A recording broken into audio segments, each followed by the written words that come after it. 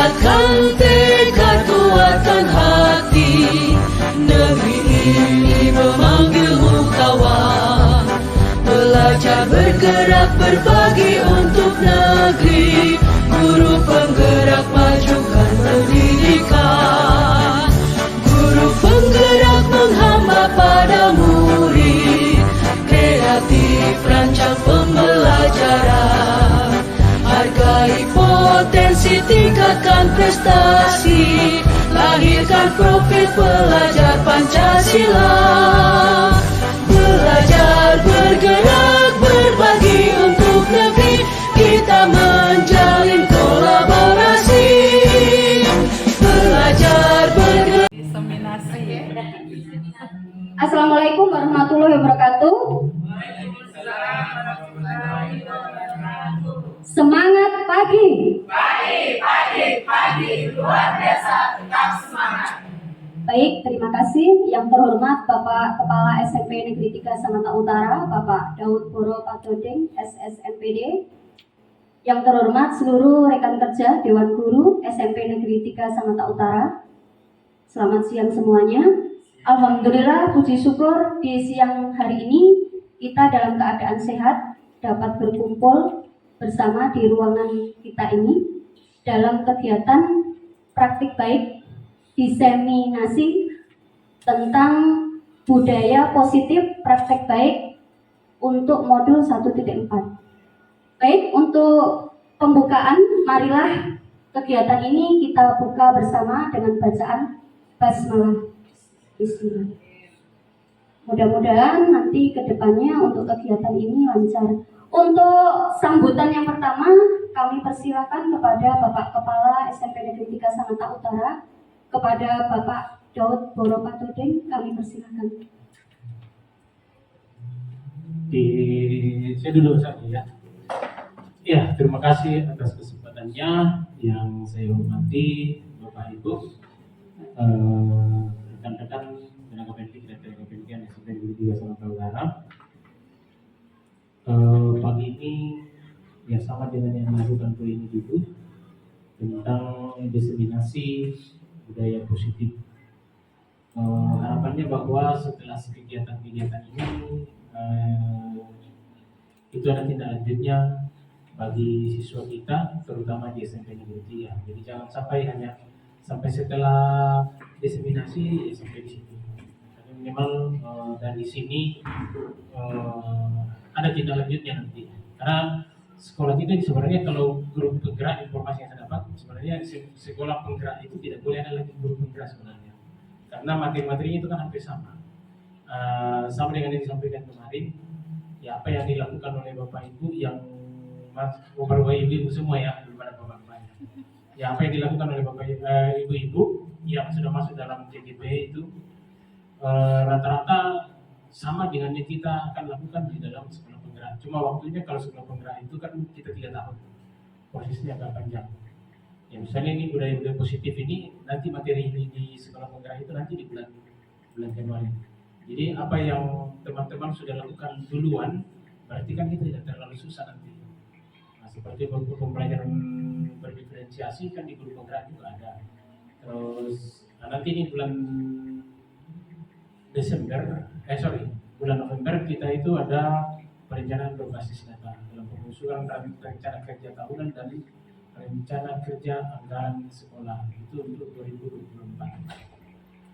Nah harapan saya bahwa ya tetap dilanjutkan kepada ketiga teman-teman yang sudah bergabung di calon guru penggerak.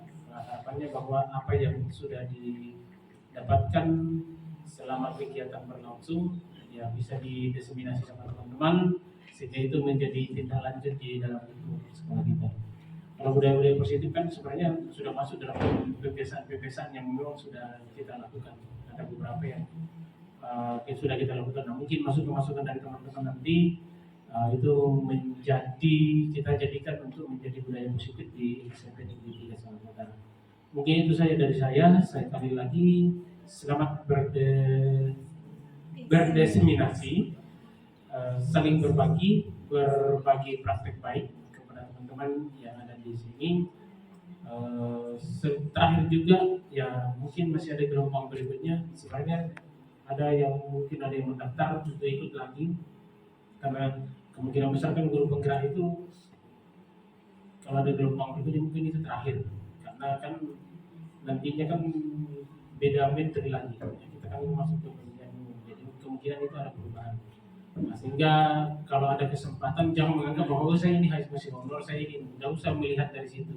Yang kita lihat adalah kemauan Bapak Ibu untuk lebih baik, lebih maju. Karena kalau kita tidak tidak mengubah diri kita sendiri, ya kita akan ketinggalan dengan perkembangan yang ada. Mungkin itu saja. Terima kasih. Selamat pagi dan semangat pagi.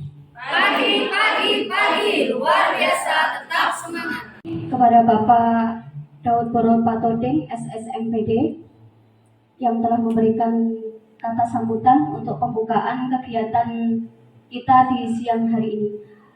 Teman-teman, mohon izin menyampaikan untuk kegiatan di siang hari ini dalam kegiatan diseminasi untuk berbagi praktek baik budaya positif di SMP Negeri 3 Sangatta Utara.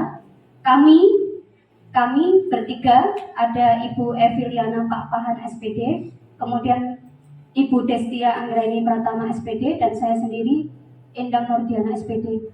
Mohon teman-teman nanti memberikan saran, masukan, ataupun mungkin jikalaupun ada pertanyaan yang ingin ditanyakan, monggo silahkan, kami berupaya untuk menjawab selagi kami bisa. Teman-teman menyampaikan saja, kami bertiga masih dalam tahap pendidikan. Kami bukan seorang kepala sekolah ataupun pengawas. Intinya di sini kita berbagi untuk ilmu yang kami dapatkan dalam pendidikan calon guru penggerak ini. Mudah-mudahan kedepannya kami diberikan kelancaran dan mudah-mudahan kedepannya saling menguatkan, saling memotivasi. Mohon dengan sangat untuk kerjasamanya teman-teman, yang mana insya Allah kedepannya kita gantian. Seperti yang dikatakan Bapak Kepala Sekolah, sekolah kita merupakan sekolah penggerak, yang mana nanti bisa juga dimungkinkan semua guru yang berada di SMP 3 bisa menjadi calon guru penggerak. Baik Bapak Ibu, mudah-mudahan kedepannya kami bisa tergerak, bergerak, menggerakkan. Tepuk tangan dulu dong Bapak Ibu. Baik Bapak Ibu, pada kegiatan di siang hari ini kita bagi 3 sesi. Ada pemateri Ibu Destia Anggraini Pratama SPD yang pertama, kemudian nanti dilanjutkan oleh Ibu Eviliana Pak Pahan SPD, dan yang terakhir saya sendiri Endang Nordiana. Mohon untuk bisa kita sama-sama belajar Bapak Ibu. Apabila kurang berkenan dalam penyampaian kami, nanti masukan kritik yang membangun kami terima. Terima kasih. Untuk yang pertama, pemateri ada Ibu Destia Anggraini, kami persilahkan. Warahmatullahi wabarakatuh. Waalaikumsalam warahmatullahi wabarakatuh. Semangat pagi. Pagi, luar biasa, tetap semangat. Mohon izin Bapak Ibu, terima kasih atas kehadiran Bapak Ibu yang sekiranya hari ini berkenan datang di sini untuk melihat praktik baik kita berbagi, berdiskusi mengenai budaya positif kami dari modul 1.4. Untuk kali ini pematerinya adalah Ibu Eviliana Pak Pahan. Kepada Ibu Eviliana Pak Pahan kami persilahkan. Baik, terima kasih Ibu Destia yang sudah memberikan waktunya sehingga hari ini kita akan berbagi positif, budaya positif yang saya akan berikan teori yang kami dapatkan, yang saya dapatkan dalam pembelajaran sebagai calon guru penggerak. Mudah-mudahan materi yang saya berikan ini ada manfaatnya bagi kita dan bisa kita gunakan di sekolah kita SMP Negeri 3. Budaya positif adalah bagian dari praktik baik kami di modul 1.4. Saya awali dengan filosofi pemikiran Ki Hajar Dewantara, yaitu beliau mengatakan bahwa mendidik dan mengajar adalah proses memanusiakan manusia sehingga harus memerdekakan manusia dalam segala aspek kehidupan, baik secara fisik, mental, jasmani, dan rohani. Jadi tugas kita sebagai pendidik adalah mendidik dan mengajar. Dikatakan di sini proses memanusiakan manusia. Tentu kita tahu maknanya ya, memanusiakan manusia. Jadi murid itu, peserta didik kita itu adalah manusia. Bagaimana kita menghargai peserta didik kita sekalipun mereka adalah murid kita. Kemudian bagaimana kita harus menciptakan suasana nyaman di kelas dalam saat belajar sehingga tidak ada tekanan seperti fisik, mental, jasmani, dan rohani. Kita usahakan nyaman mungkin. Seperti itu menurut filosofi Bapak Ki Hajar Dewantara. Kemudian ada trilogi beliau yang sering kita dengar, yaitu Ingarso Sung Tulodo, artinya menjadi seorang pemimpin harus mampu memberi suri teladan. Ingmadyo Mangunkarso, artinya seorang di tengah kesibukannya harus mampu membangkitkan atau menggugah semangat. Dan Tut Uriah Handayani, seseorang harus memberikan dorongan moral dan semangat kerja dari belakang. Mudah-mudahan kita bisa menerapkannya pada saat kita mengajar di kelas kita. Dari trilogi beliau tadi mempunyai satu tujuan, yaitu tujuan pendidikan menurut filosofi Bapak Ki Hajar Dewantara, menuntun segala kodrat yang ada. Jadi ada kodrat zaman, ada kodrat alam. Nah, dengan adanya kodrat zaman dan kodrat alam ini, sehingga nanti di kelas kita menerapkan sistem diferensiasi pembelajaran, melihat gaya belajar dan kemampuan anak dalam kelas. Kemudian mencapai keselamatan akan kebahagiaan yang setinggi-tingginya, baik sebagai manusia maupun sebagai masyarakat. Maka guru sebagai penuntun harus memiliki nilai yang dimiliki sebagai pendidik maupun coach bagi guru yang lain. Kalau di siswa ada tutorial teman sebaya, kalau di guru kita ada coach bagi guru yang lain. Baik, Bapak Ibu yang saya hormati, saya akan lanjut kembali untuk materi selanjutnya, yaitu mengenai keyakinan kelas. Keyakinan kelas ini adalah bagian dari budaya positif yang berisi nilai-nilai kebajikan yang bersifat universal, menciptakan lingkungan belajar yang mendukung, aman, dan inklusif. Keyakinan kelas memiliki dampak yang luas dari pengembangan kecerdasan emosional dan motivasi belajar hingga peningkatan percaya diri dan kemampuan untuk mengatasi rasa takut. Jadi keyakinan kelas dilakukan di awal pembelajaran bersama dengan pendidik dan peserta didik. Apa yang peserta didik yakini itu yang kita tuliskan dalam keyakinan kelas untuk sama-sama dilaksanakan di dalam kelas saat pembelajaran. Selanjutnya,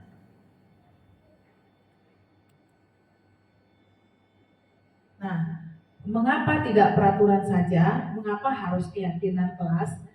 Kata peraturan itu merupakan sesuatu yang harus dilakukan, suka atau tidak suka, senang atau tidak senang. Jadi dalam kata peraturan ini ada tersirat makna paksaan. Sementara dari teori yang sudah disampaikan di awal bahwa belajar itu diciptakan senyaman mungkin sehingga anak-anak bisa belajar dengan nyaman, dengan bahagia. Nah, peraturan dibuat untuk membuat suatu ketertiban. Namun peraturan ini dampaknya tidak berjangka panjang. Kebanyakan anak-anak membuat peraturan dan peraturan itu pula yang dilanggar. Namun jika kita membuat keyakinan kelas itu dari anak-anak, dari murid dan guru untuk dilakukan murid dan guru. Jadi murid yang membuat keyakinan kelas, murid pula yang melakukannya bersama dengan guru. Ini tidak berat. Kenapa? Karena berasal dari muridnya. Selanjutnya, ada 3 teori perilaku manusia yang bisa kita bandingkan. Dari yang di atas adalah motivasi internal, yang dimaksud di sini tadi merupakan bentuk pendisiplinan. untuk menghindari ketidaknyamanan, hukuman apa yang akan terjadi apabila saya tidak melakukannya.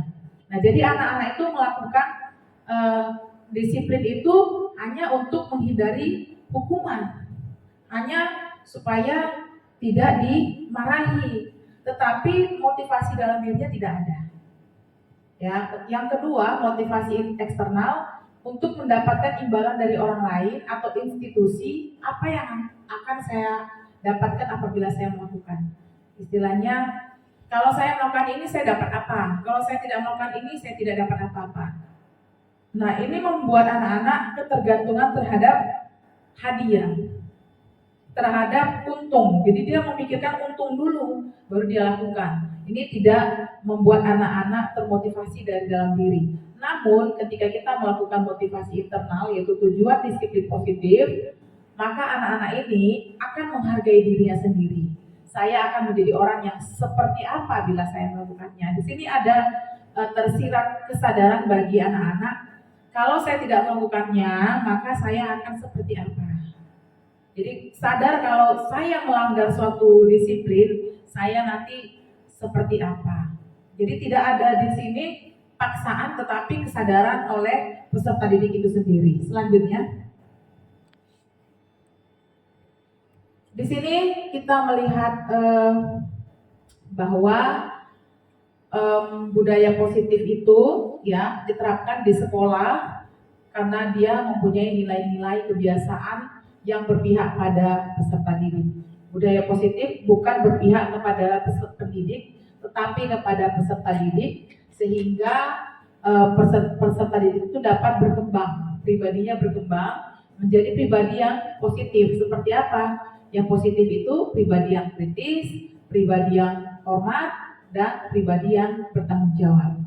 Selanjutnya, nah di sini adalah teori kontrol genggaman tangan. Jadi kita akan lakukan bahwa di sini dikatakan bahwa ketika kita menggenggam sesuatu yang berharga bagi kita, apapun yang orang mau lakukan, entah dia mengintimidasi kita, entah dia memarahi kita, entah dia membujuk kita, entah dia mengiming-imingi sesuatu, kalau kita merasa yang kita genggam ini penting bagi kita, mungkin kita tidak akan menyerahkannya. Tetapi ketika orang itu meminta kepada kita karena memang dia butuh apa yang kita genggam, mungkin kita merasa, oh mungkin dia lebih membutuhkan yang saya genggam ini daripada saya. Bisa jadi dia akan membuka dan memberikannya ke orang lain. Ini kontrol bagi kita. Jadi bagaimana kita bisa mengontrol diri sendiri sesuai dengan bagaimana keperluan atau kebutuhan dari orang lain. Di sini maksudnya teori genggaman tangan. Selanjutnya kita lihat dari hasil kasus itu bahwa kita sendiri yang memegang kontrol atas kepalan tangan kita. Jadi kita melakukan sesuatu bukan karena paksaan. Seperti tadi, anak-anak melakukan disiplin itu bukan karena dipaksa, bukan karena hadiah. Sama dengan ini, kita membuka tangan kita bukan karena paksaan, tetapi karena kesadaran kita sendiri. Oh, yang saya genggam ini lebih penting untuk saya, maka saya tidak akan buka.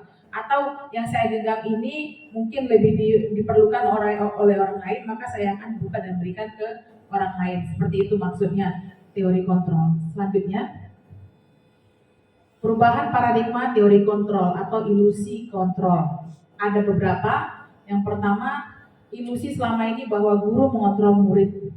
Yang selama ini kan murid itu selalu dikontrol oleh guru. Nggak boleh begini, nggak boleh begitu, harus begini, harus begitu. Sebenarnya tidak boleh.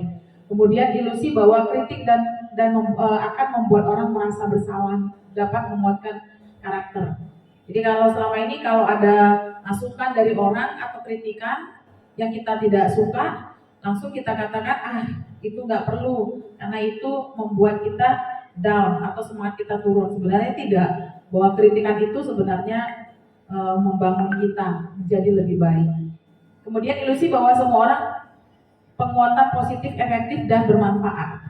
Ya, jadi Ketika penguatan positif itu efektif, pasti bermanfaat. Kenapa? Karena dilakukan dengan sukarela, dengan kesadaran sendiri. Dan yang terakhir, ilusi bahwa orang dewasa memiliki hak untuk membuka.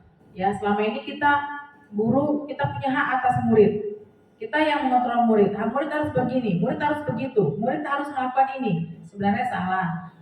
Tetapi kita harus bertanya kepada murid atau peserta didik, murid maunya seperti apa ibu mengajar, sehingga kamu bisa nyaman, bisa paham, bisa mengerti, tetapi tidak merasa tertekan. Lanjut.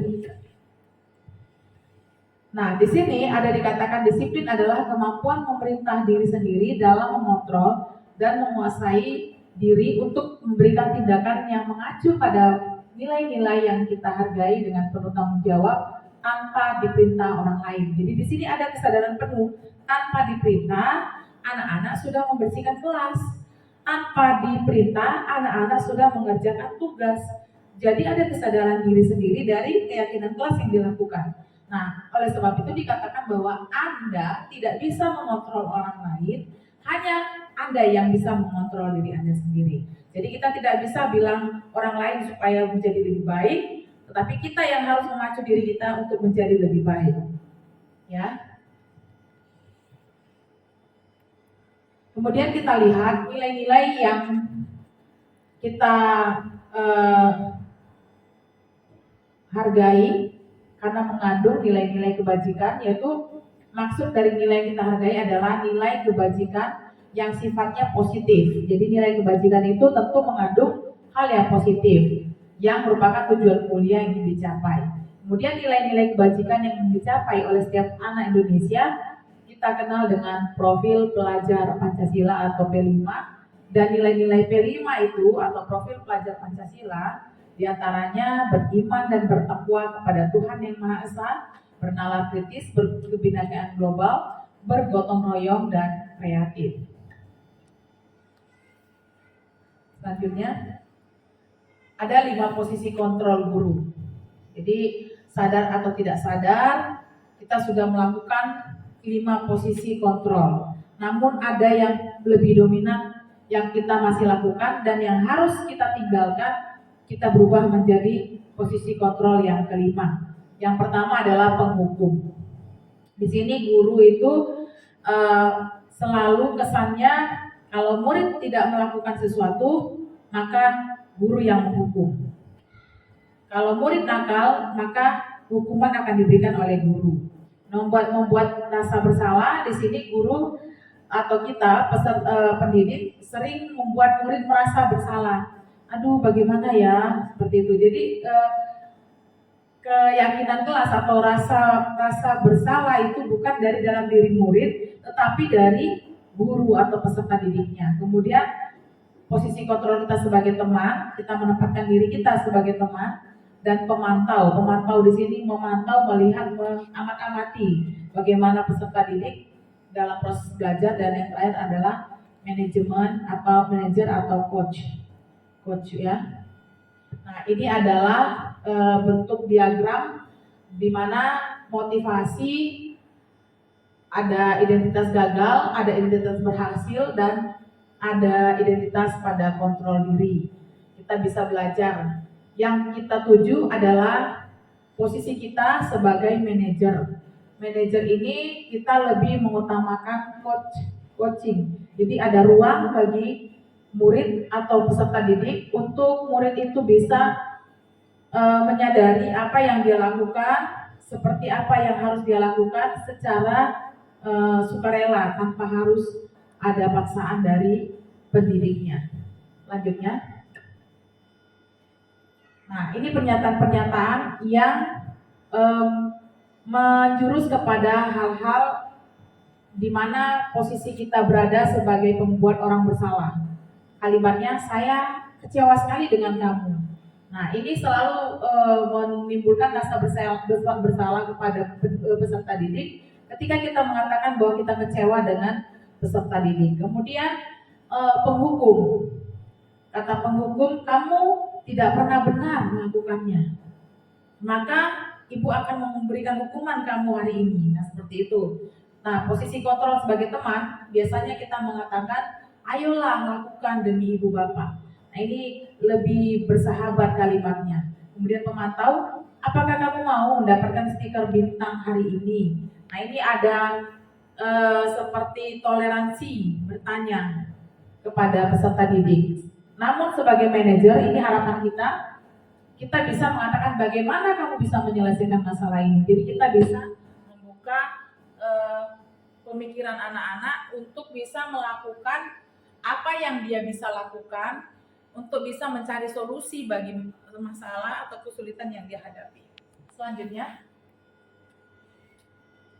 nah ini adalah budaya positif. Budaya positif itu dimulai dari lingkungan yang positif, dimulai dari keyakinan kelas dan peraturan. Ketika ketiga ini kita lakukan, maka muncullah yang disebut dengan budaya positif.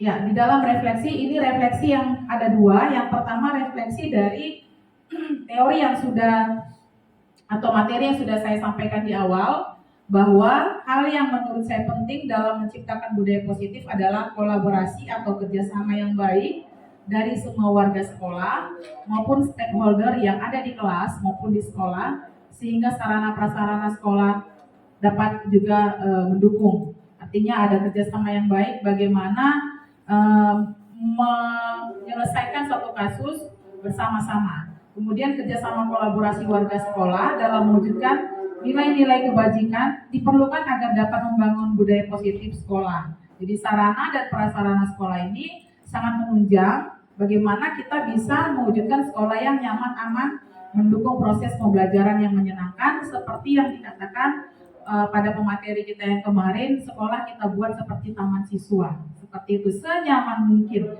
Sulit tapi kita harus melakukannya. Kemudian refleksi yang kedua adalah refleksi yang kita lakukan di sekolah kita SMP Negeri 3 Sangatta Utara. Di antaranya seluruh siswa melaksanakan tata tertib sekolah. Jadi ini tata tertib ini diberlakukan untuk guru, siswa dan semua yang berada dalam lingkup sekolah. Kemudian cipta kebersihan lingkungan, religius dan bertakwa kepada Tuhan Yang Maha Esa, gerakan literasi setiap hari Senin, kegiatan ekstrakurikuler, gerakan minum air putih dan menerapkan budaya 5S, senyum, sapa, salam, salim dan santun. Inilah contoh budaya positif yang sudah kita lakukan di sekolah kita sampai saat ini, yaitu religius atau bertakwa kepada Tuhan Yang Maha Esa, yaitu melaksanakan sholat zuhur berjamaah bersama-sama. Kemudian ada gerakan literasi hari Senin ya yang kita lakukan baik di lapangan sekolah maupun di perpustakaan atau di koridor kelas kita masing-masing. Demikian penyampaian materi yang sudah kami sampaikan perihal mengenai budaya positif. Mungkin ada hal-hal yang ingin Bapak Ibu tanyakan atau masukan yang sifatnya membangun bagi kami, bermanfaat bagi kami. Kami mohon disampaikan bergantian sehingga nanti kami bisa menjawabnya dengan satu persatu. Demikian yang bisa saya sampaikan. Mungkin dimulai dari siapa dulu? Silakan Bapak Ibu, saya berikan ruang untuk bertanya. Sebelumnya terima kasih sudah diberikan kesempatan untuk bertanya. Saya ingin bertanya tentang budaya positif, Bu. Terkadang kan budaya positif yang terkadang diterapkan di sekolah itu kayak seakan-akan hanya sebagai rutinitas saja, dan terkadang bahkan tidak membentuk karakter dari peserta didik itu sendiri. Padahal kita berpikir bahwa diterapkannya budaya positif itu bagaimana kita membentuk suatu karakter dari peserta didik itu sendiri, Bu. Apa upaya, Bu, yang harus kita lakukan untuk mengatasi masalah yang ada ini? Itu yang pertama. Yang kedua mengenai restitusi. Bu, bagaimana jika seorang peserta didik itu kita sudah restitusi nih, Bu, tapi kan karakter dari peserta didik itu berbagai macam. khususnya karakter yang sifatnya berdendam. Meskipun kita terkadang sudah restitusi, terkadang sifat atau karakter yang sudah ada dalam dirinya itu sebagai dia adalah anak yang pendendam, meskipun sudah direstitusi, itu terkadang masih menyimpan rasa dendam itu terhadap teman yang menjadi lawannya. Mungkin itu saja, Bu. Terima kasih. Saya akan mencoba menjawab pertanyaan dari Ibu Melvi. Yang pertama, mengapa budaya positif itu sepertinya hanya merupakan wacana saja di sekolah? Yang pertama tentu jawabannya karena belum membudidaya, belum menjadi budaya, kebiasaan budaya itu kebiasaan di sekolah, sehingga masih sesuatu hal yang baru kita lakukan. Kalau belum membudaya atau belum mendarah daging atau belum kita jadi kebiasaan bagi kita, tentu sulit. Nah, proses melakukan budaya positif itu pun tidak kontinu, kadang dilakukan, kadang tidak, kadang dilakukan, kadang tidak. Itu membuat penguatan karakter itu tidak dapat. Itu yang pertama. Yang kedua, mengapa menjadi hanya seperti merupakan wacana? Tidak adanya support atau satu kata, satu visi, satu misi dari seluruh guru, kepala sekolah, semua yang terlibat dalam akses atau dalam lingkungan pendidikan untuk sama-sama yuk kita lakukan budaya positif. Itu dimulai dari diri. Tetapi hanya beberapa dari guru saja yang masih mau melakukannya, guru lain tidak ada support. Artinya apa? Kalau tidak didukung oleh semuanya, tadi saya dikatakan bahwa adanya proses kolaborasi. Kalau tidak ada proses kolaborasi, tentunya sulit. Kita punya pikiran masing-masing, kita punya prinsip dan cara memandang masing-masing. Mungkin bagi kita yang sudah mendapatkan materi atau ilmu ini, kita bisa terbuka. Oh iya benar, ada juga efeknya. Tetapi bagi teman-teman yang belum mendapat materi ini atau yang bahasanya sekarang sulit untuk move on, ini tidak akan terjadi. Nah, ketimpangan inilah yang membuat budaya ini tidak menjadi budaya yang tercipta di dalam peserta didik, di dalam kehidupan kita sebagai pendidik dan lingkungan sekolah. Itu kalau menurut saya kenapa hanya menjadi wacana. Tapi kalau kita katakan kita komitmen, ayo kita lakukan, diawali dengan hal-hal yang agak sulit. Karena semuanya tidak seperti membalikan telapak tangan, tidak sekonyong-konyong kita lakukan langsung anak berubah menjadi satria wajah hitam, nggak bisa seperti itu. Ada proses lambat tapi pasti. Kemudian untuk restitusi, tanya tadi kedua, ya ada pepatah mengatakan Allah bisa karena biasa.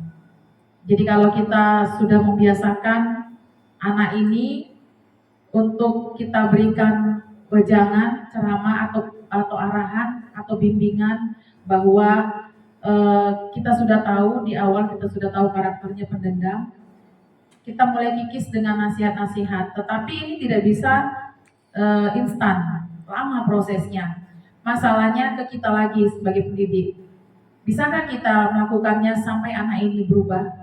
Sedikit demi sedikit, sedikit demi sedikit. Ibarat batu yang keras, jika dipercingki dengan air, batu itu akan berlubang. Apalagi karakter anak-anak. Kalau menurut saya seperti itu. Jadi untuk melakukan sesuatu perubahan itu tidak mudah, perlu kerja keras, perlu waktu, perlu komitmen, perlu kolaborasi. Itu kesimpulannya. Terima kasih.